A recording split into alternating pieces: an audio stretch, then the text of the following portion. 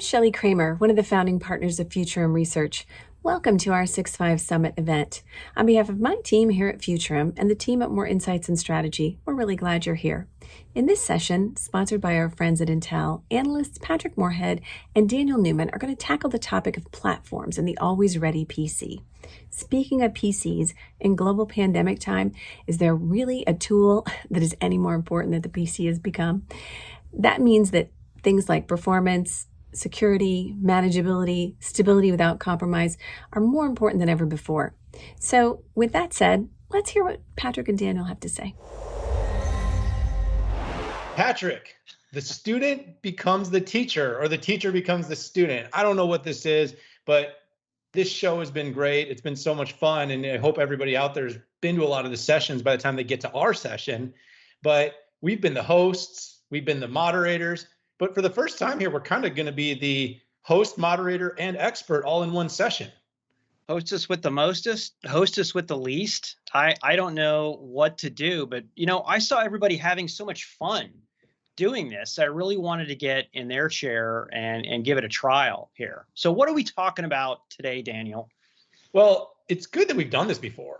I mean, I think a few people have probably tuned into the 6.5 podcast, and if you haven't, never mind, not going to do that right now. Let's talk about platforms, Pat, and let's talk about, we're talking about client computing. We're talking about platforms. We're talking about the role that they're sort of playing in the world of having an always ready, always on PC. And by the way, as you guys have noticed, unlike all of our other sessions that we had a partner, sponsor, vendor, this session, we're taking it on behalf of our friends at Intel, whose team that does client compute asked us to host this session for them. And so, away we go. Yeah, and maybe a great place to start is with a little bit of segmentation of the PC market. You have about half of PCs going into businesses and half going into consumer. About 70% of those are notebooks and about 30% of those are desktops going into business. But we are in a very interesting time. Sales for PCs are off the charts. In fact, the last 2 quarters, the shelves have been bare because the PC industry couldn't supply enough, primarily based on their Asia-based supply chains and COVID-19. But maybe it's good to reflect on, Daniel, why are PCs so popular right now? Well, I mean, essentially, we went from a collaborative workplace where people showed up in the office and would have meetings in person and perhaps carrying a laptop into those meetings, oftentimes not. Now, essentially, with COVID-19, with shifting workforces, more and more companies that are not planning to go back into the office this year, and in some cases, we're hearing well into next year, everything's on the PC. Our 6.5 Summit here is the personification of pivoting, and this means every worker, every NPO, every educational institution, every child, every person at home has essentially had to pivot so many activities to the PC.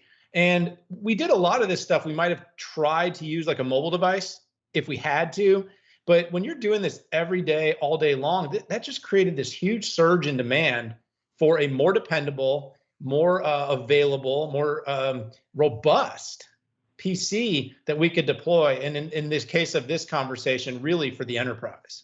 Yeah, it really created an enterprise nightmare, perfect storm. I mean, you had, and sometimes we take it for granted as tech workers, right? We're doing this from home, this in a coffee shop. You and I are in airports, used to be 40, 45 weeks per year. You can manage it. You can imagine from a managed environment. I think for us, it's easier, right?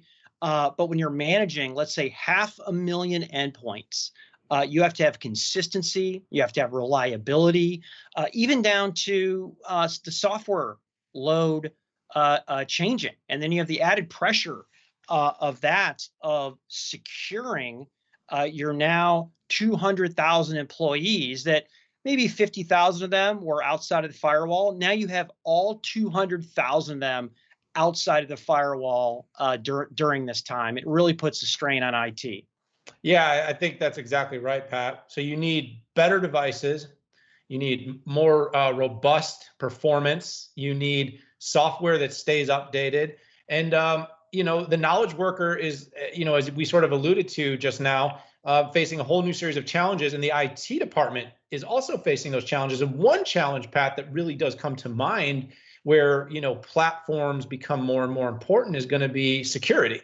So with employees, let's talk a little bit about that. Like what are the changes that COVID, that the work from home, that this boon in PCs causing in terms of employees and their concern and need to be more secure? Listen, it's open season.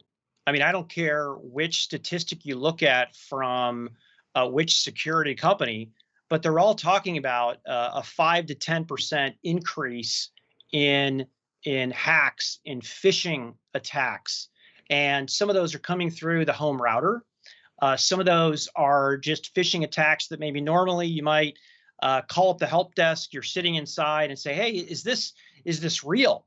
Others, as we know this, security is a lot tougher inside the firewall, but when you're outside, it's open season. And users get in this situation where they don't know the difference. And getting back to VPN, if you've ever used a VPN, which I think probably most people who are watching this, what happens? Your latency goes up and your speed goes down because every bit of that traffic is going in your company firewall and listed as good traffic or not, and then it comes out. So it's super slow. So what do users do when they're at home? They turn the VPN off to search the internet and do things, maybe to go to their web-based mail where you click on a link, you get a Trojan horse, and we all know what happens after that. That's such a great example because I think a lot of times people think, oh, you have a VPN, you're good. And the thing about it is the workforce doesn't tend to be really up to par on security. And I'm going to go ahead and on a limb and say this. Yeah. The employee should only have a limited amount of responsibility for this. That's There's right. some basics the employee need, and the rest of it is on the company. So whether it's VPN, SD-WAN, security software, antivirus, all this stuff, the company needs to mandate it, regulate it, and automate it. And that's like the really important thing because as you said, I want to search the web. I want to watch some videos. And by the way, some companies that block certain social websites, well, what's the best way to get around that? You turn off the VPN, right? Because then, you can get at Facebook and, these social sites, search sites, that's a great way to go down that rabbit hole of getting those Trojans, those phishing links and getting involved in things that are no good. So you make a great point, but I do say, Pat, the onus needs to go back on IT. And I think that's really where platforms become so important. Yeah, that's where we have arrived, where we've realized we've gotten to this state where you can't educate users well enough. And you also can't lock them down so much they can't get their day job done, right? I mean, we're already putting all this literally crud, this software on top of everybody's notebooks at work that literally remove about 40% of the performance, and primarily done because these systems aren't architected from the beginning. And that's what's cool about what Intel's trying to do with vPro. And vPro is a sub-brand of an enterprise managed productivity platform. It came out first in 2007. So there's been multiple iterations, but essentially their goals are to have the high performance, right? To get your work done and also compensate for that layer of crud that's on top. Those are my words, not Intel's words. Secure from the start, stable image platform, otherwise known as SIP. What they don't want to do is chase around the consumer drivers that are changing every month, like in graphics, that can, quite frankly, every time you change a driver, you open up the software image and open yourself up to incompatibilities with corporate applications and also security issue. And the final piece is manageability, which says, okay, let's say I did have security come in, it wiped out my image. How can IT wake the system up, go through BIOS, re-image it, or re-BIOS it if it's been infected or corrupted? And that's basically vPro, and they've updated it for 2020 with what I think are some pretty good features. Yeah, Pat, you make a lot of good points there, and let's put some numbers behind it, right? Yeah. So, from a performance standpoint, we did some research and I've reviewed the most recent documentation. You're talking about a company that builds the CPUs, right? That's really at the core, because there's many components from many companies that go into making a computer. But that CPU, and there's a reason people seek out that hottest chip, right? 40% better overall application performance versus on a 3-year-old laptop. So that's what this platform can do. It's talking about 36% better office productivity against that same 3-year-old laptop, and even the ability to analyze and visualize data 44% better than a 5-year-old or with a 5-year-old laptop. And so those are a couple of important points, because refresh cycles, Pat, they're not every year. When you have 100,000 knowledge workers and you're deploying out PCs, you can't give them the newest, hottest PC. A lot of people are working with 2, 3, 4, 5-year-old PCs. And I think that's a big part of, Pat, what the platform is focused on, is delivering good performance, solid, usable performance, even as these devices age. Yeah, and the thing I like about this latest version, it's 10th generation. Usually there's a gap between the consumer processors and vPro, but consumer and enterprise are both on 10th gen. I think that's good. And great point on longevity. Enterprise PCs typically have a 6, even 7 years there where they'll be in the enterprise. And you and I both know from the software that we use, we can never have more performance, and we're not doing high-end video editing or visualizations. You can imagine what people who do that must need. One of the key points, interestingly enough, to IT, you brought it up this before, is security, and there's different levels of security.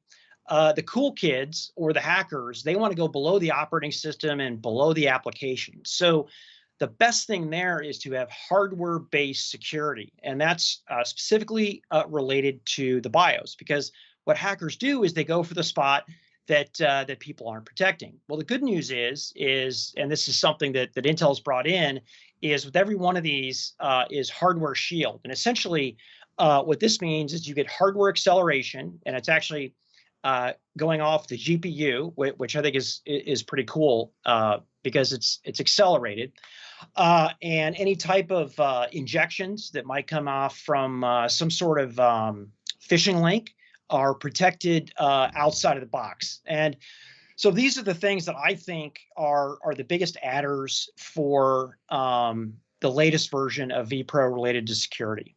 Yeah, Pat, and just to kind of wrap this up and bring this this short session home on vPro, I think you got to talk about the manageability and the stability that goes with the platform versus a non-platform approach for the enterprise. I mean, the manageability is, the devices need to be reachable. The devices need to be able to be updated, consistently and on time. They need to be, like you said, secure at the hardware layer. No open ports in this process of doing so, which is important.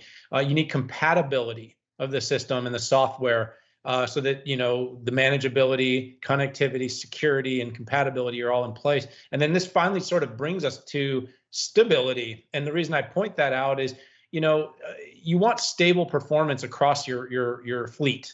It's like if you bought a fleet of vehicles, you would want the vehicles to have a very consistent look, feel, and experience. And so as enterprises are trying, and they may not have the exact same physical model because the OEMs change that a lot, but when you run the same platform, the experience is the same. So as your IT team, there's shifts in your IT team. No matter who you call on the help desk, the help is able to be delivered. The remote support, the updates, it's not, oh, I need to know all about your device. That just becomes unscalable and unmanageable. So it really becomes a very systematic way to more efficiently run your business, give your employees better experiences. And in the pandemic era, in the COVID era, where there is no walking it into the help desk, you really want to make sure that level of dependability is there. And that's where platforms like what Intel's doing with vPro become so interesting and important for consideration within IT. And to your point of manageability, what I like at Intel did is they went cloud-based AMT.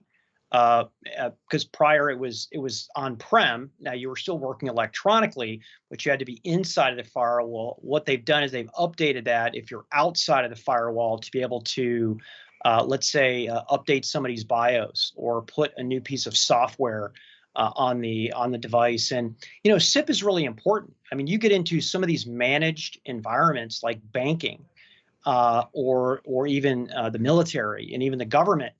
They even get down to the specification that says it has to be built in the same fab on the same process. Because what we never hear about, Daniel, are these little tweaks that are done behind the scenes on these different chips and these different platforms. And there's requirements that part is exactly the same. For, let's say, non-regulated industries, this has a lot to do with software. Because anytime you upgrade a driver, audio, graphics, networking, there's a potential for the image to break. Some of these applications built in the enterprise were built 25 years ago. We hear this a lot with Microsoft, and instead of updating the application or rewriting it, they're very touchy. And so any change to that is an issue. And that's where the SIP, the Stable Image Platform Program, comes into benefit. Yeah, and when you have imaging for thousands of devices, Pat, you could talk to any IT leader that runs that process of managing and deploying that, and they'll tell you just how important manageability and stability are. So really interesting conversation here. Yeah. I mean, listen, we are in the age of the platform. It's not just platform on your PCs, it's platforms in your business, it's platform for your enterprise software. This is how we get things done consistently and at scale. For businesses looking to grow in the client side, they want their employees to be empowered and being able to get every device to work similarly, consistently, securely, stably, and be easy to manage. There's a very compelling story for these platforms, Pat. Agree. And I think it's a great way to end here. I'm excited to see what Intel comes up with next. And Daniel, in your travels, oh, wait a second, we don't travel anymore. I hope you stay safe. But this has been fun and a great conversation. Yeah, it's my travels to the kitchen to get some coffee while I get ready to tune in to the next session here of our 6-5 Summit. But Pat, it was good. It was a lot of fun as the students to become the teachers, or as the teachers to become the students. Keep clicking, everyone. We appreciate you tuning into the 6-5 Summit. We appreciate you tuning into this session. Thank you, Intel, for having the faith in us to deliver it. We'll see everybody in the 6-5 Summit, hopefully enjoying every one of these sessions very much. Bye-bye now.